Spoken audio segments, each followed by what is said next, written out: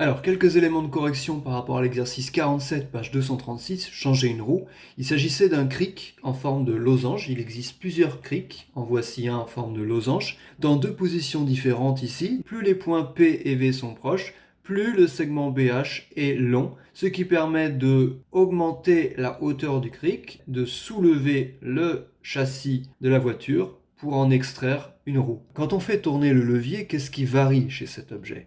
PV varie, BH varie. La seule chose qui ne varie pas, ce sont les côtés de ce quadrilatère.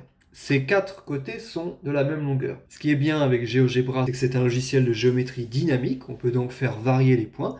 Là, je fais varier les points P et V. PV varie, BH varie, mais les quatre côtés ont toujours la même longueur. Alors, question 1.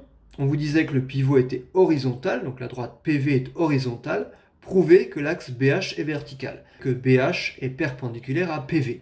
Comme PHVB est un losange, puisque ces quatre côtés sont de la même longueur, c'est la définition, vous savez que les diagonales d'un losange sont perpendiculaires. Donc BH est vertical.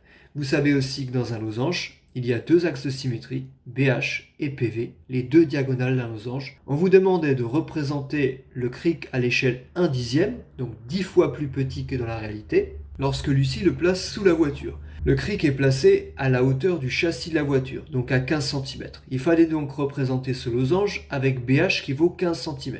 Il fallait donc commencer par construire la diagonale BH, 1,5 cm, puisque c'est 10 fois plus petit que 15 cm, et ensuite, à l'aide du compas, placer le point P à 2,2 cm de H et de B, et pareil, le point V, avec deux arcs de cercle au compas, à 2,2 cm de H et de B. Pareil pour la question 3, sauf qu'à la question 3, BH valait 29 cm en réalité, donc 2,9 cm sur le schéma. Alors à la question B, on vous dit « Donnez une valeur approchée de la longueur PV ». Il faut faire très attention au verbe de la consigne. S'il y avait écrit « calculer », on aurait fait des calculs. On aurait appliqué par exemple le théorème de Pythagore comme certains l'ont fait. Mais il n'y a pas écrit « calculer », il y a écrit « donner ».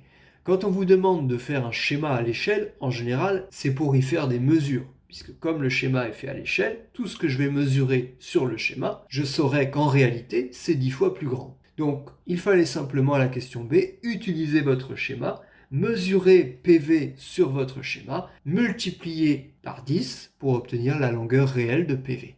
Pareil à la question 3B.